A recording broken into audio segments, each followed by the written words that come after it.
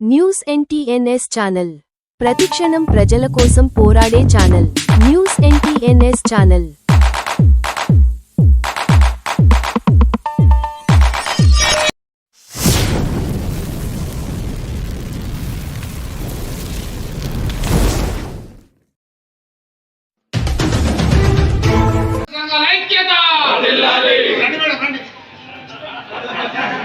ఉపాధ్యాయ సంఘాల ఐక్యత, ఉపాధ్యాయ సంఘాల ఐక్యత. బ్యాక్ సైడ్ ఆవాజ్ దో, ఆవాజ్ దో, ఆవాజ్ దో. స్పాట్ రెమ్యునరేషన్ రేట్లను వెంటనే పెంచాలి, స్పాట్ రెమ్యునరేషన్ రేట్లను వెంటనే పెంచాలి.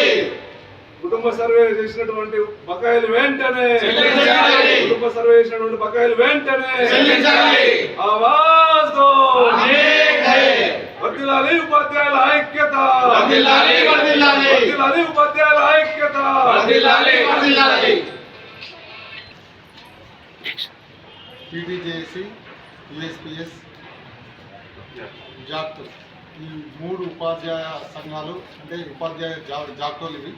వీటి అన్ని ఉపాధ్యాయ సంఘాలు కలిపి ఈరోజు స్పాట్ కేంద్రాల వద్ద నిరసన కార్యక్రమం చేపట్టడం జరిగింది. ఈ నిరసన కార్యక్రమం ఎందుకు చేపడుతున్నామంటే గత సంవత్సరము స్పాట్లో పనిచేసినటువంటి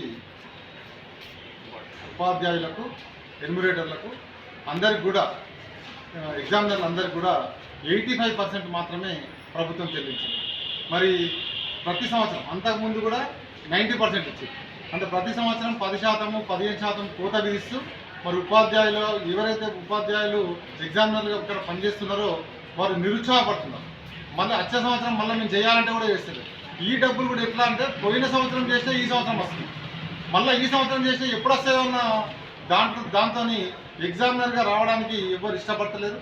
మరి ఇది ఒక ఎట్లయిపోయిందంటే ఒక రకంగా ఉపాధ్యాయులను కించపరిచే విధంగా జరుగుతుంది.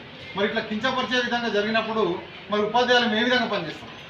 దీంతో పాటు కులకరణ సర్వే సమగ్ర సర్వే చేసి 2 సంవత్సరాలు అయిపోయింది. 2 సంవత్సరాల తర్వాత కూడా ఇప్పటి వరకు కూడా ఒక 10,000 రూపాయలు ఒక్క కులగణన సమగ్ర సర్వే చేసిన ఎన్యూమరేటర్కు 10,000 రూపాయలు ఇవ్వాలి ప్రభుత్వం.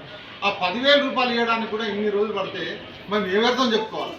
న్యూస్ ఎన్టీఎన్ఎస్ ఛానల్ ప్రతిక్షణం ప్రజల కోసం పోరాడే ఛానల్. News NTNS channel.